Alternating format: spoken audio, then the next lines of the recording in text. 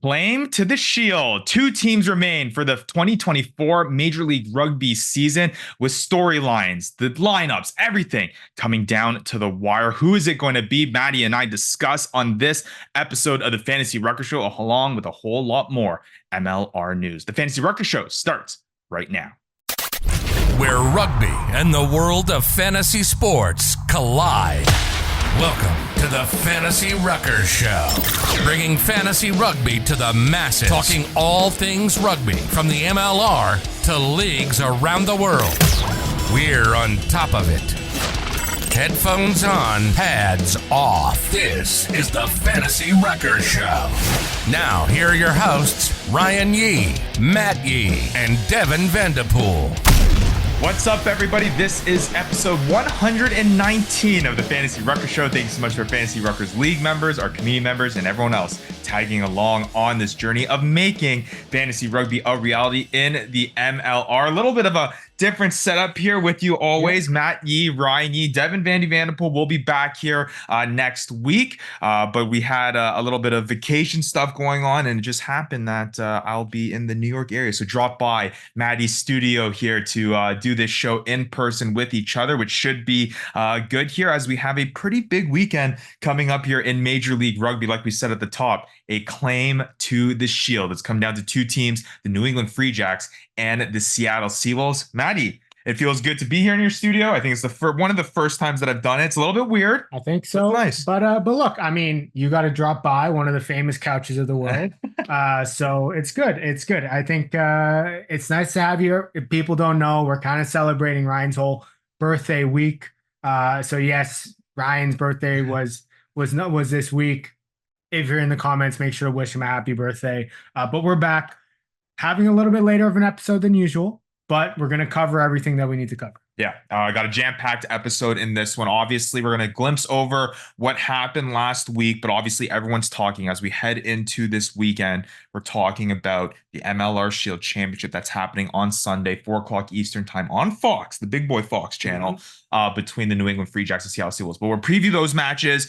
We have, of course, one match. Just preview the one match, the biggest match, talk about the matches that happened last week in those conference finals, which may give us a little bit of a indicator of how this weekend may go. Of course, we always will give you down the latest news and notes. Got a little bit of Olympics going on right now, which has been pretty fun. Obviously, rugby kind of kicking off the Olympic stage, which is cool to see. We'll talk a little bit about that in news and notes. Got some crazy announcements that are happening right now with some of the teams that aren't in the playoffs any longer, which we'll also get into, including some players as well in that news and notes. Got some updates coming in the Fantasy Ruckers League update segment as well. And of course, we'll have our OvalYe with Vandy not being here, presented by OvalYe to talk about some of the final plays here when it comes to that OvalYe platform in this fantasy circles. And hey, we're going to tease it a little bit. We got Triple D, Devin's Degenerate Dambles. We got a brand new partner to announce this episode, which is really exciting for us.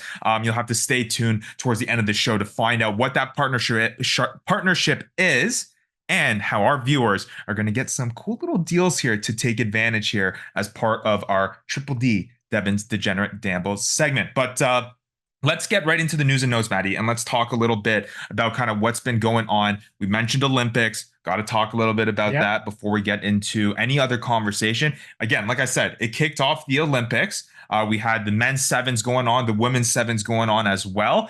And I got to say, it was a great way to kick off the Olympics because we had an exciting kind of series heading there on the men's side. That final was incredible. Fiji looking to kind of take hold and continue their dominance in the world of sevens. But France, the talk of the town all season long when it came to the seven series has been Antoine Dupont and his impact with the French team. And they kind of encapsulate and close the book in probably the most specialist of ways this season. I mean, no better way to do it than on home turf. And look, Dupont came off the bench and basically was just their impact sub for them. And every time he came on, he was an impact sub. In that final, I think he assisted the try and then scored the try right after he came on. So yeah, you got to love to see that. Still was disappointed to not see Canada in the Olympics. Again, it was a tough watch that way, but for our US viewers, US had a fairly good Olympic. You know, I think they finished 7th or 8th. But regardless, against some of the sides that they had, I think that's really special for them. I think the big talk of the town for the U.S. Rugby is the women's team and sevens getting that first U.S. Rugby medal for the women's team. They got that bronze medal. I mean, look, you got a bronze medal. It's not the silver that Canada got, but you're almost there. You're almost there. It's all right. Don't worry about it. But I know that they've had a lot of up, but they're looking towards LA 2028. A lot of kind of momentum coming from this. So they've got a lot of good publicity. And I think they got additional $1 million funding or $1 million every year funding from Michelle Kang, which is crazy. So I'm excited to see what they have in store. But just a lot of good positivity coming out of this Olympics for rugby and U.S. rugby in particular. And obviously, Maddie's perspective a little bit skewed there on the red and white side of things. They're more Canadian there, but for our U.S. viewers, of course, a big moment for all of us. When it comes to getting that first medal, getting that funding, I was seeing some of the players there on Team USA in terms of just the followers that they've received after their kind of successful run here. And it's, I mean, you see guys like football guys literally like posting Iona Mayer. I don't know how to say her name properly, but her just stiff arming people left and right. And you love to see that. You love to see them getting more publicity in the world. And hey, at this point, they're a more popular team than the men's side, and we love to see it. It's basically soccer again. I guess my point being is that as a rugby whole, this is a huge, huge thing for rugby in the U.S. and just growing it, getting more viewers on it. Of the Olympic stage is one of the best opportunities to do that, to grow the sport. Obviously, that's what Major League Rugby has been all about in terms of trying to grow rugby here, make it more popular, and to see whether it's the men's side or in this case the women's side to have that success. It's only gonna benefit the growth of rugby here in the U.S. and ultimately, hopefully, that success can continue because it'll only help us here on the Fantasy Ruckers Show. Yeah, and I tell you what, it is great for is that women's league that they're starting to do in North America. Very true. I think they named a few cities. I think it was like Denver, Chicago, and somewhere else. That they're planning on looking at first. So that's a really good momentum coming into that because once people start getting eyes on women's rugby, I think that's great. And hopefully those same people are getting eyes on men's rugby as well. And I mean, talk about the inklings from our viewers too, how they mentioned when the announcement of the women's league was coming, like, are we going to have a fantasy side of that? We'll see. We'll see. There's always the opportunity. You know, we love fantasy over here, especially fantasy rugby. So we always like to entertain the idea. But nonetheless, let's shift on over now to more Major League Rugby conversation. And we've had a handful of announcements that have come out over the course of the past week or so that have been pretty shocking news, more to deal with the teams that are no longer in the playoffs, which makes sense. But I would say, a third of the league now is without a head coach. We got 4 teams that are now vying for a new head coach. Most recently, the NOLA Gold, no longer having their head coach. I believe his name is Corey Brown, who has taken a role with the Highlanders, where he was back with them in the 2017-2018 season.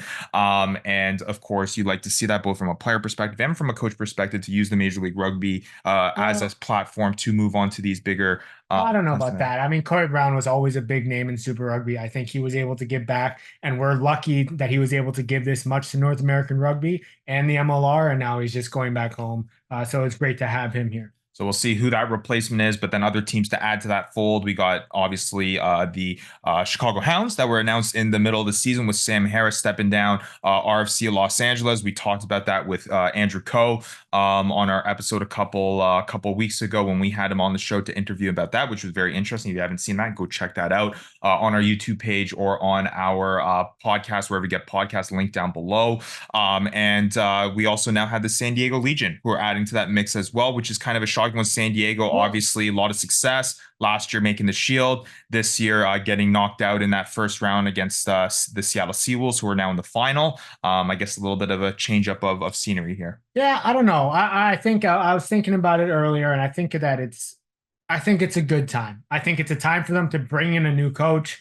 They're losing Ma'ananu, apparently. Matt Giddo's probably not coming back. Mikey Teo isn't coming back. You're losing a lot of this veteran presence, and it's almost like it's time for a rebrand, a revamp of the team, a new image, just kind of resetting and rebuilding what San Diego Legion are, especially after kind of a disappointing year the last year, I would say, on San Diego Legion's side. Yeah, no, I agree with you. I mentioned it. I have some insiders that have been telling me that Ma Nanu, Matt Guiteau, and Mikey Teo are hanging up the boots. At least from it when it comes to Major League Rugby. So yeah, I think I agree with you there that this is the time to kind of shift that, bring in a new guard in terms of where you want the direction of the Legion to go. Now, from a player perspective, though, there has been some inklings on a player that is not returning, which is interesting. But Christian Dyer has announced, I believe, on social media that he will not be returning with the Houston SaberCats. Obviously, a big player for that SaberCats team and the success that they had. Obviously, not the finish that they wanted to have in this season, which was pretty shocking in that first round against Dallas that we talked about. But we had some discussions kind of off camera before the show here that we'll get into here, kind of alluded to that in that conversation with Andrew Coe with the emergence of the Anthem Rugby Carolina squad and kind of that emphasis on developing USA rugby talent. And this kind of has that feel that that is the case. Obviously, Christian Dyer, a big time USA Eagle.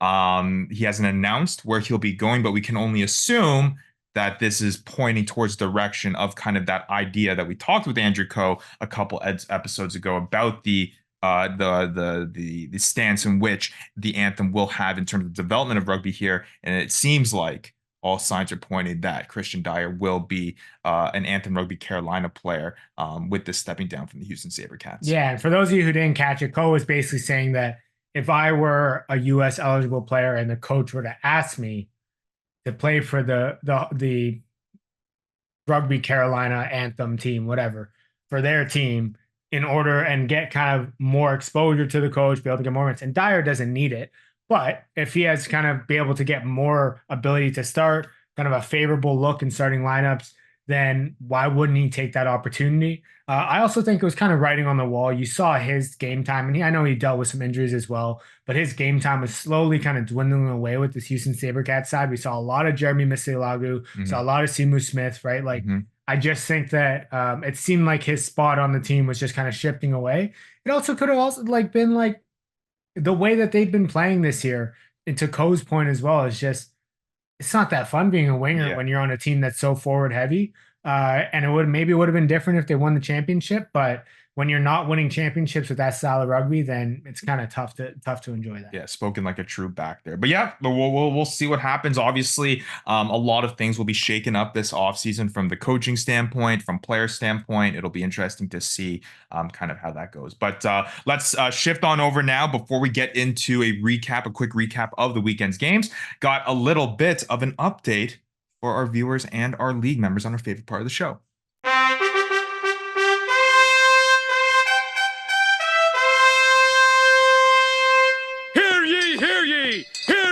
Hear ye, hear ye, here is Supreme Commissioner Yi with a Fantasy Ruckers Leagues update. Obviously, Fantasy MLR kind of has been dwindling down here. We had a very successful season. With our website launching the first time that we've kind of allowed the public to enjoy what is Fantasy MLR. And just want to go through a quick few kind of updates here as we get into this off season where the withdrawals of Fantasy MLR are going to sink in. And if you haven't had that, if you're not a fantasy sports player, you're going to find that out this off season because, you know, you go for the couple of weeks, not having that stress is nice for a little bit, but then you're like, oh, man, you're in that groove of kind of setting your lineup and doing that. And you're going to miss that aspect of your life. Believe me. So, just wait for that to sink in. But that's why we're here on the Fantasy Ruckers Show, to kind of fill that void throughout the offseason as we release episodes each and every single week. But we want to talk a little bit about the closure of this past season and how we will be releasing a little bit of a form for our league members to fill out, give us a little bit of feedback in terms of how they enjoyed their season, new ideas that we should consider moving forward, and some other questions that we just like to kind of ask the people in terms of what they would enjoy and see as part of their Fantasy MLR experience and as part of the Fantasy Ruckers Show as well, as we receive the support here as your daily content, or I should say weekly content provider of all things Fantasy MLR. So keep a lookout for that. We're waiting until kind of the playoffs finish here. The Shield ends this weekend, and then we'll give people a chance to kind of digest what was MLR 2024 and then send that out for some feedback. When it comes to the weekly challenge, I want to give an apology to all of our kind of viewers and the people who are participating that have been dealing with some technical difficulties on the website end of things when it came to the playoff weekly challenge. Obviously, the weekly challenge throughout the season, a huge success. Yep. Yours truly taking the title home there. I can't, maybe the fantasy MLR season didn't go so well for me, but the weekly challenge, I seem to have a magical touch when it came to that side of things. But the playoff challenge, on all serious note, some technical stuff. We needed to figure out a way to kind of implement the matches from the playoff side and not have that affect the database from the regular season, as of course our rankings are focused on the regular season and not including the playoffs. Deal with a couple of stuff with that. We're going to try to continue to see if we can get people to submit those from a more manual sense. But at least from the website point of view, been dealing with some challenges there. So if you've had hard time on there, that is the reason why. We will keep people posted. Other than that, I think just to wrap to that, again, just an awesome season. I think that's all we can say every time we have this update is just we can't thank our league members, our viewers, our supporters, and everything that they've done here on the Fantasy Ruckers MLR platform in terms of enjoying it, helping us out, and continuing to help us make it better and better. And hey, if you haven't joined already, make sure you are following us at the Fantasy Ruckers. Subscribe on the YouTube channel, like, comment, link down below for the podcast as well. A bunch of other good stuff. The link to our website to sign up. You'll want to be in the know for when sign up for the 2025 season comes up and how we're going to grow that thing, expand that thing. There's a lot of brand new things to come, which we will be working on through the off season. A lot of that coming from that questionnaire that we'll be sending out to league members, which should be very, very good. All right, you want to get into a little bit of last week's games and how that will kind of implicate what is to come this weekend. Had two conference finals. We'll start off with the Eastern Conference Finals, and why don't we talk a little bit about the New England Free Jacks and the Chicago Hounds. And what I will say with both of these matches when it came to the conference finals, I mean, decided by one score or one score match on each of them. And I think you couldn't ask from a Major League Rugby competition sense to have those better matches. And we had some fun competition there, and that included what I said, the Chicago Hounds and the New England Free Jacks game. Again, this was a match that was, by all means, pretty even between the two sides. The Chicago Hounds, though, falling to the New England Free Jacks for making their appearance once again to the MLR Shield, 23-17, and are looking to go back to back here, which should be interesting. Thoughts on this match? I mean, look, this is what we expected. I think we all saw New England Free Jacks winning. I think we love to see that as a game this close, a game that came to kind of a final score, a battle of the hookers, as you might say, right? Ending of Fawcett versus Quadrant, really kind of sealing the deal.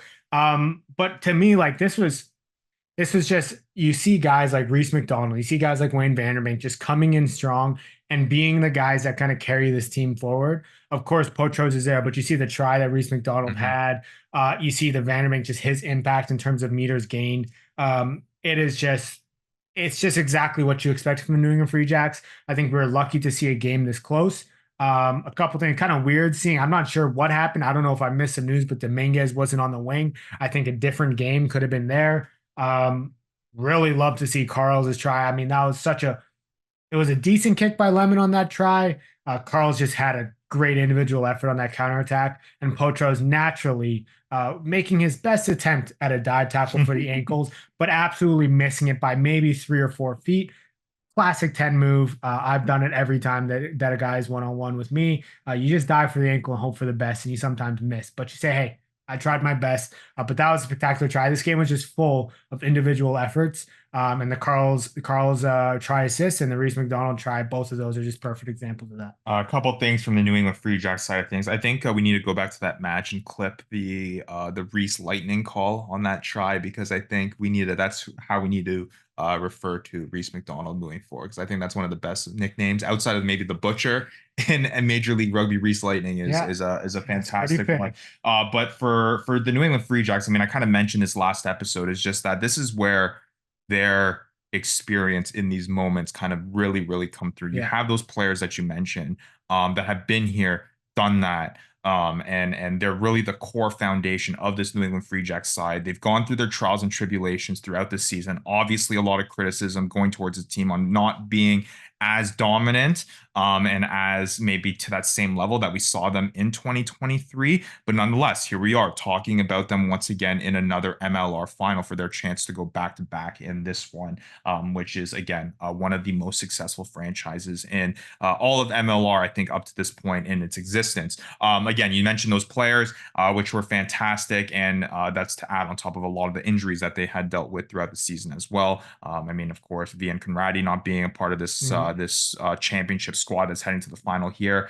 They dealt with injuries to Reese McDonald, Jason Pudros, but they still managed to get here to the 2024 final. But on the Chicago Hounds side of things, I will say, I mean, a successful season, right? Like, you go from a year where you didn't make the playoffs last year, and there was so much expectation. I mean, we've been on this show talking about how on the show talking.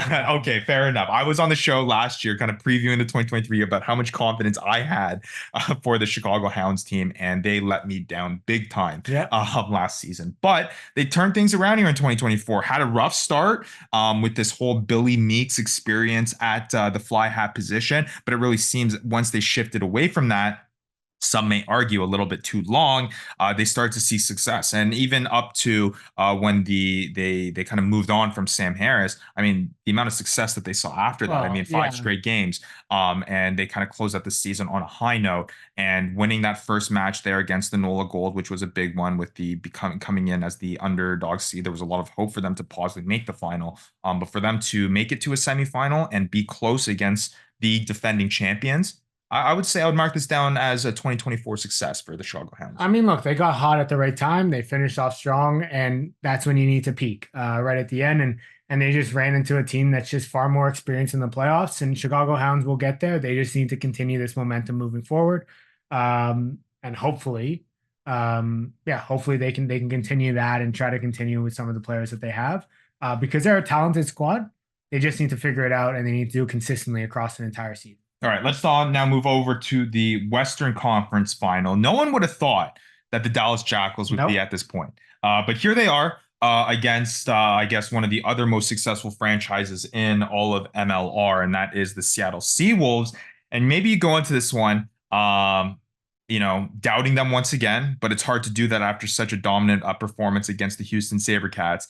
And they show up once again, falling a little bit short in this one, losing by 3 points, 28-25, but it really came down to the wire, and it made it a tough test for the Seattle Seawolves to really book their ticket into the final. Kind of a reflection or mirroring kind of things in these two conference finals is that, again, the Dallas Jackals, I think you should be very, very happy with how you finished this season, especially from the place that you have been in your franchise kind of heading into this year with 3 total franchise wins, I believe. And you took it to, again, one of the most kind of prestigious franchises in MLR with the Seattle Seawolves. But I mean, kudos to the Seattle Seawolves. A lot of their big time players stepping up. I mean, we saw some big time performances by Devin Rousseau late in the game to kind of give the Seattle Seawolves the edge. And those are the guys that are really going to push you over that hump to get you to an MLR shield.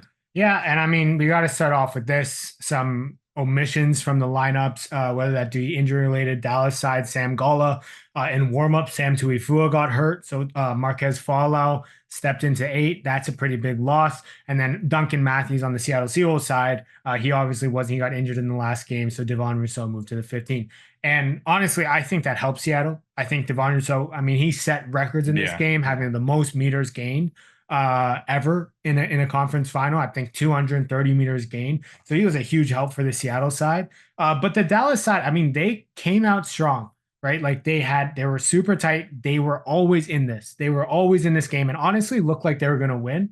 But when you look at your side, like, I think this game would have been different with Tuifua. I think this game would have been different with Sam Gala in the game.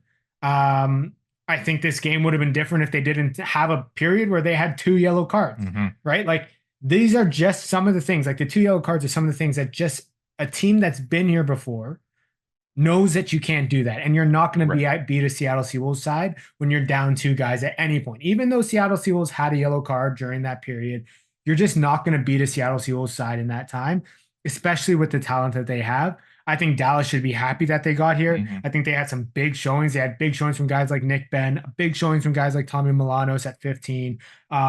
So I thought it was really great to see them being competitive in this match as a severe underdog. But It's tough, man. Like Yeah. the Seattle side, you got Devon Rousseau going off. Yeah. You got Jade Stidling going off. Pago Haini. Like these guys are just being they're just so much threats on the Seattle side. Even with injuries to that side, they still come out firing. And this is just going to make for an even more exciting game. Like we've got Devon Rousseau against Reese McDonald in this next final. Yeah. Like we have so much to talk about in this upcoming game. Potros versus Mac Yeah, Mason. but this game was just it was great to see Dallas in the fight, and I'm expecting now my expectations for Dallas moving forward have gone up. Yeah, and I think that's the most optimistic thing here is that I think going into this conference final, and this will kind of be the last note before we kind of start previewing this finals match coming up, because this is, I think, a nice segue, is that you felt that there was an opportunity here for a changing of the guard when it comes to the marquee teams in MLR, right? Seattle and New England have been those kind of marquee teams for MLR for a majority of the existence, right? We remember the early days of the Seattle Seawolves and how they've really had a run of dominance. And when you thought of the MLR success, a lot of teams pointed to the Seattle Seawolves. Then you had the emergence of the New England Free Jacks, especially over that last middle period where they had their dominant run last year, and people constantly talk about how well run this New England Free Jacks franchise team. And it was the responsibility of a lot of other MLR teams to kind of strive for that kind of fluidity when it came to operations and roster management and bringing in those types of players. And you have these two younger teams kind of opposing that, where Dallas has gone through its challenges early in its MLR days. Chicago, obviously, a lot of expectation, like we talked about last year, had its challenges, and there was an opportunity here for kind of there to be a complete swap. But like, imagine a Dallas Chicago final, like that would have been crazy. But to your point, Maddie, I think these two teams that are still very young in its franchise days and are still kind of figuring out and are hoping to get to those Sea Jacks, the Seawolves and Free Jacks point. This is a very, very big monumental step in their franchise to get to that. And I think they should be encouraged kind of moving forward. But nonetheless, we are left with those two teams who are looking for another claim to the Shield. Both teams have been there, done that. The Free Jacks have been the most recent team, obviously winning it last year. But like we mentioned, Seattle has been there in the past quite frequently. And we have that coming up this Sunday, 4 p.m. Eastern time on Fox. So let's talk about it. I mean, again, kind of to sound like a broken record, two experienced teams with very, very high talent on both sides. You look at the matchups. You got Joe Toafete taking on Andrew Quatrin. Yeah. You got Jason Potros taking on Mac Mason. You have Reese McDonald taking on Devon Rousseau. I mean, you can go down the list, and there are just so many fun matchups in this one with that experience. It's I think going to be tooth and nail. It's going to come down to the wire. It's a coin flip right now in terms of what team is going to win this. Right now, I can see either team kind of going away with this one. I think what we can guarantee outside of who's going to win this one is that this is going to be a fun, exciting match on Sunday. Yeah, and it's on neutral ground. I mean, Co talked about it, that Seattle's a tough place to play. Mm-hmm. I know that New England's a tough place to play as well with the fans there. And it's going to be on a neutral ground in San Diego at Bachelor Field at Snapdragon Stadium. I'm expecting a lot more Seattle fans to be there than New England Free Jack fans, but we know those Rangers fans travel well. Mm-hmm. So we'll see. But it's going to be a crazy Marshmallow final. Marshmallow is obviously going to be there. But yeah, we're going to talk about the guys that they had. Shaq last year, Marshmallow this year. I mean, It's pretty good. Pretty good. Maybe not to the standard of like Super Bowl halftime stuff, but I mean, MLR making a mark when it comes to the pop culture. Yeah, I mean, maybe put less money towards Marshmallow and maybe more towards the product. But hey, it is what it is. Two experienced sides coming together. I think you missed when you named all the matchups except one. I think the centers, right? We got a Vanderbank and Milan versus a Creel and Tavit Lopetti. I think those two are going to be an absolutely electric matchup as well. So I'm looking forward to all of that. This is going to be a tough one and going to be an exciting game. I think it's going to be a hard defensive battle, but I think you look at the firepower on some of these offenses, like you've kind of seen the way that New England, like Seattle, they're not necessarily the defenses that we're used to for these two teams. And I think they're going to be able to put up points in each other, and they're just going to go back and forth, but it's going to be a physical, hard fought game. And we also can't forget, we're going to find out who the Marcus Marcus Callaway Award winner recipient is as well. So a lot of fun festivities in this finals here, and I'm looking forward to it. And there was a lot of good compliments too when it came to the All Blacks when they came here to play at Snapdragon Stadium in terms of kind of the production there, the field, the venue, everything. So that's good to see. And that will hopefully the production is not going to be the same. I promise you, it's not going to be the same. Sky Sports, they do a great job. But I'm talking about the venue itself. Maybe, you know, just like the actual kind of like the being there and in San Diego. I think it's going to be a good stage to have. It was obviously we saw it all season at Snapdragon Stadium with San Diego. So it's not like it's not going to have the number of fans and people coming out as an All Blacks Fiji game. We're probably going to see similar production as we will for a San Diego Legion game. But obviously, it's going to be a final. We're going to see guys traveling in. Hopefully, we're seeing a lot of guys in. It's going to be a good time to watch for sure. On Big Boy Fox channel too. In terms of what makes this one also so interesting, before we get into kind of predictions, is these two teams are very similar in a sense of the way that they play. And in sense of you don't have, right, a lot of people were predicting the Houston SaberCats to be here, right? Like it is known what Houston's going to do in terms of smashing with the forwards, playing that smash mouth type rugby, where New England and Seattle, they're both strong in both of their senses, right? They have a good pack, a solid pack. There's no blatant weaknesses that I see with either of these teams. And I think they match up very evenly, which makes this very, very difficult to kind of project in terms of who's going to come out on top. Is there any, I guess I'll ask you in terms of that, am I missing something? Is there any edge that you would give to either of these teams? Or is there any glaring weakness that you give? For me, it's who's going to show up better that day and just kind of things fall in their way and execute. It's going to come down to execution, not necessarily either of these teams being, you know, notably stronger than the other side. Yeah, I think it's tough. I think it's kind of ironic. Like you look at it, both teams have had their star 8 men out for the season. That's true. Both teams are dealing with kind of a back row grouping that isn't necessarily what they started with.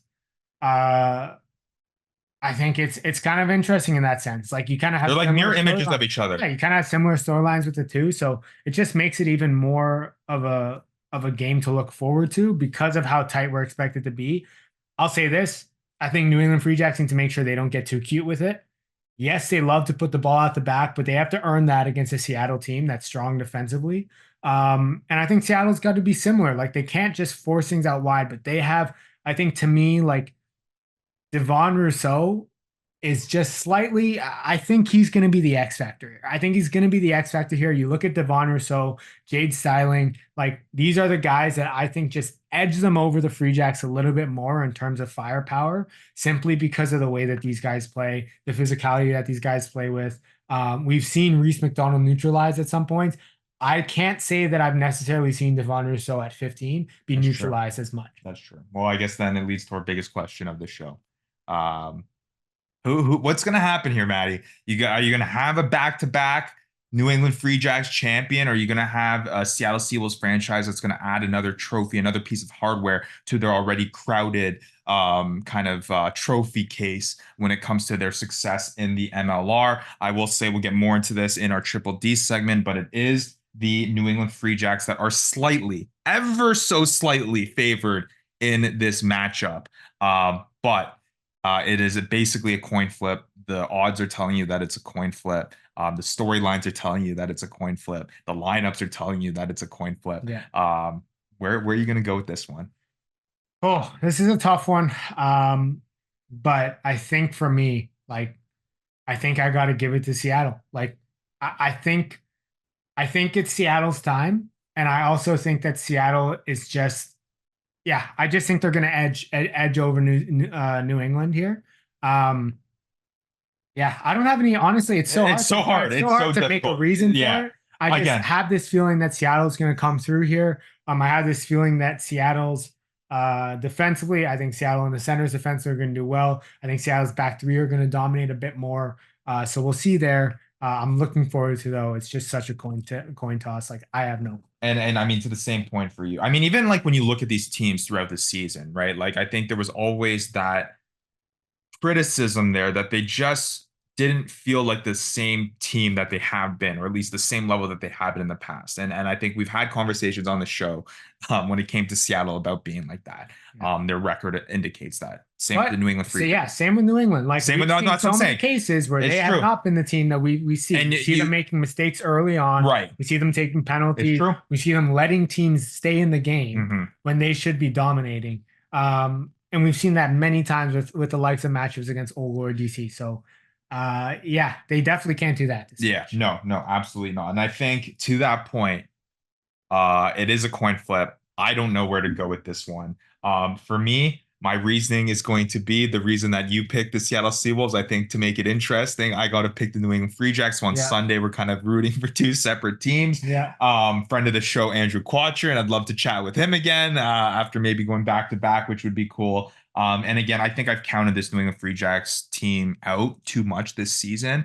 And I think now is the time to kind of see, hey, you know what, maybe they'll pull through here. They've had that success recently. They know what it takes to get there. I bet against Potros. I bet against Reese McDonald this season. I'm not going to do it here in that final. Fair enough. See. So Maddie's got the Seawolves. I got the Free Jacks. Should make for since I'll be. Let's say Vandy's got the Free Jacks. Yeah, well, we'll just make the pick for him. But it should be an interesting one. Again, I think to wrap this up with a bow, it is as even as it gets.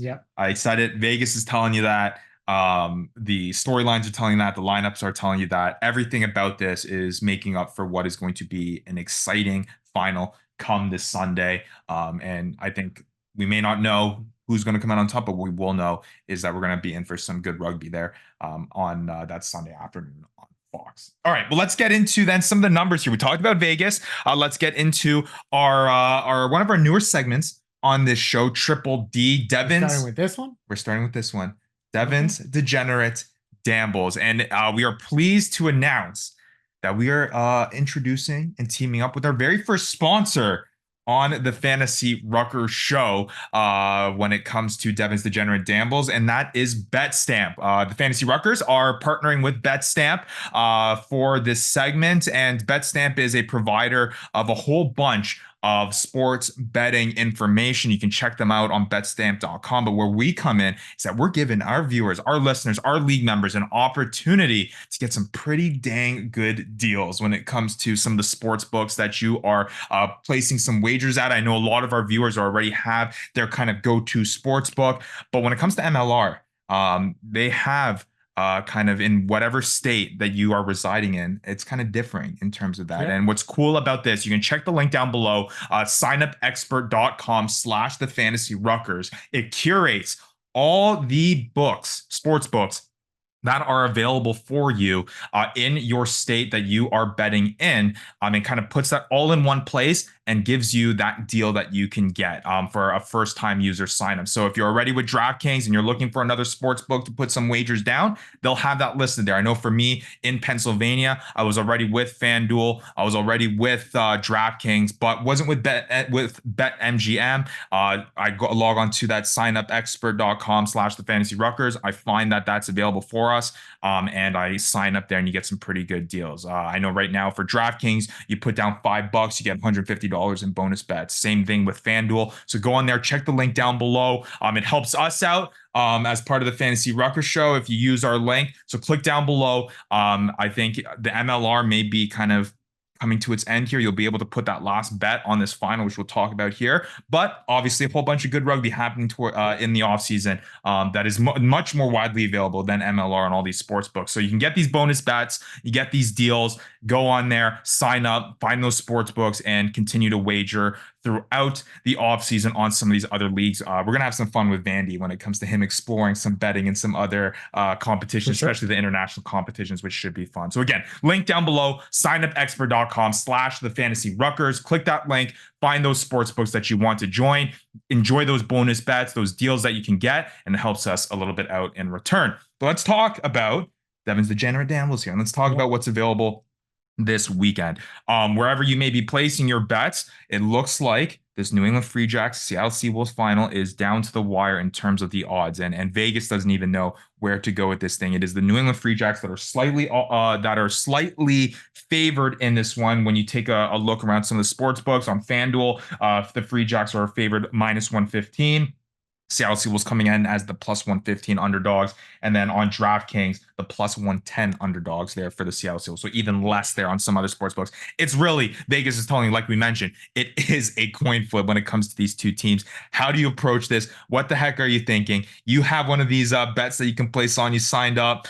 You have a bonus bet kind of hinging on whether you get this right. What are you doing here, Maddie? I don't know. I think you got like the fact that Seattle is an underdog here. I think you got to hammer that down because I just think that they have such a good chance to win. The fact that they're an underdog odds right now, I think that is something that you just got to, whether you're hoping for the New England Free Jacks to win or not. I think just the fact that it's such an even race and that you could get more money out of hitting the underdog when they really aren't underdogs, depending on how you look at it. I think that you got to hit. That's a no-brainer for me. Yeah, I agree with that too. I think despite me thinking that the New England Free Jacks are going to win this one, I think my thought here is that you got to go with the underdog. You got to go with the value play. What is going to get you some more money here? That's a classic degenerate move. There you go. And I'm taking that plus 115 odd that you can find on FanDuel, or if you're on DraftKings, that plus 110. But that's what Betstamp is for. You can go down onto our thing. If you want to sign up for FanDuel and it's available there, you want those better odds, use that promotion link that we have down below to use that. And I guess my advice here, if you think that you want to side with the Free Jacks, hold out. Don't bet on this match until Sunday at 3 o'clock. Maybe the odd shift. Maybe you're going to have a wave of people that are betting on the Seattle Seawolves that are going to shift that odd. Because it's so close, you can see that drastic shift between underdog and being the favorite. So if you do think that the New England Free Jacks are going to win this one, hold out, wait until 3 o'clock, an hour before kickoff to place that bet, and maybe those odds will shift in your favor and you're able to get some good value on the New England Free Jacks. But again, I'm going with whatever. Whenever you do place your bet, go with the underdog there, get some value, use those bonus bets. Again, link down below, signupexpert.com/thefantasyruckers, where you can find all the sports books that are available in the state or province, available in Canada as well, for you to check out and be able to get some pretty good deals for the sports bets that you may want to place on the MLR in the future and on rugby this offseason, which will continue to talk about. Yep. All right. Well, let's shift on over to our last segment of the show, OvalYe with Vandy, presented by OvalYe. And I think it's been a fun journey. This journey that is OvalYe to kind of navigate the differences between the Fantasy Ruckers platform and the OvalYe platform and the varying strategies. We've kind of navigated through these playoffs, how teams have been getting continuously knocked out, less and less players to choose from, both from the free-to-play tournament and the limited rare tournaments that we bought our cards for when we had that live stream show. We'll start with the free-to-play strategies. You're down to two teams. You got the Seattle Seawolves and the New England Free Jacks. I think the best way to approach this is just go through those teams and tell me who are the guys you're looking at that are going to be successful in this one. I mean, look, I got to get Quattrin. I think Quattrin, you got to lock in your front row. I don't think you go all out with one team. I think this is going to be the type of matchup where you're going to be able to get value from both sides. I would go Quattrin in the front row. Second row, I mean, that one's tough, but I would definitely look at guys like Herbst, right? Definitely look at guys like potentially Kyle Bailey, right? Like these are the guys that you might want to look at. In the back row, I mean, a Seta Baker type guy. Maybe you want to look at a Pago Haini. He had a big game last week. So might look there, but then at the fly half, I mean, I'm edging with Potros for sure. I'm going to edge towards Vanderbank, and I'm going to hope that Devon Rousseau is also available in there for me to pick up. If not, then Reese McDonald is in a far second. I mean, you got to pick one of the 15s. That's going to be an easy pick there. But yeah, I would definitely wouldn't go all out in one. This isn't the game to do that. I think this is one of the games where you're going to get value from both sides, and you can really you can't go wrong as long as you pick one of the star guys. Yeah, and I think that's what the interesting, because we've seen that in the past where you've had these kind of back and forth games, which this is setting up to be with how closely evenly matched these teams are. And there is going to be fantasy value on both sides. So I'm going to do a test with you then, Maddie. We're going to go down the list in those positions. And we're going to help the viewers and the OvalYe players kind of help them build their line. So we start at the front row position. You say Andrew Quattrin. I guess just reiterate. It is Quattrin over Joe Tafede. Yep. Okay. And then you go into the second row position. Who do you want more, the Seattle Seawolves or the New England Free Jacks? No, I think I'd go Seattle Seawolves, but simply because I just expect them to make a few more tackles. But yeah, that one's kind of a tough one. You could really go either way. Okay, Rhino Herbst is obviously one of the marquee names in the Seattle Seawolves Yeah. backfield, or is Seattle Seawolves second row position. He's been going that, but you do have that option to go also the back row position there instead of that lock. So we look at the back row position. I would obviously side more with a back row player, just more Yeah. fantasy value in that sense. So then I ask you the question: you want a player like Seta Baker, or you want a position like Pago Haini? Probably Seta Baker, Pago Haini. I mean, he's been very inconsistent. So I'd probably go with a guy like Seta Baker. Seta Baker always gets the ball. He seems to always get the carries, which is something that you really love to see. So I would definitely side with Seta Baker. And that's what makes it so difficult in this free to play, unlike kind of the value in the limited tournaments and the paid for tournaments, like or in our weekly challenge where you have a salary base. There's nothing that's gonna, you just pick. Yep. Who do you think is gonna do better? And then you go to that fly half position. You got Mac Mason, you got Mason Potros. Okay, so you've basically gone down the line and got 3 New England Free Jacks. But I think this is where the backs start to come in when it comes into the Seattle Seawolves play thing. You go into that final back 3 position, assuming Devon Rousseau is at the fullback position. I'm assuming he's your guy to pick. Devon Rousseau. I'm definitely going Devon Rousseau. And then in your flex position, I guess there's a strategy within a strategy, right? Do you want to go with that boom? Again, you're playing against other players here. You want to get higher in those leaderboards. Do you want that boom player? You're picking a Jade Styling who may get a couple tries in this one. Are you picking maybe a more safer play like Wayne Vanderbank? I don't think Vanderbank is that safe. Like I said, Vanderbank's a good pick, but Vanderbank's going to have a tough time against Dan Creel. And he's going to have a tough time against David Lopetti. I think actually Jade Styling is the way to go here. He's going to be a bit of a safer pick. I think that he's going to have a bit more success against the likes of Paul Balacana or against the like of Toby Fricker. So we should see that. I expect him to do well. All right, and then let's shift on over then to the this is ridiculous. This is impossible. It's right. Because look, I was happy last week. I got the nice try from Nate Augsburger. I had him sitting in my halfback position, which was great. Right, I had Quattrin in there, which was awesome. But like at this point, it is tough to find value in the trade side, and you are down to 2 teams. So you're just playing who you got. And you're hoping maybe you can find a guy, or if you want to put some money down, you can find a guy in the trade deals. But you're playing with who you got. Like I'm gonna play Q.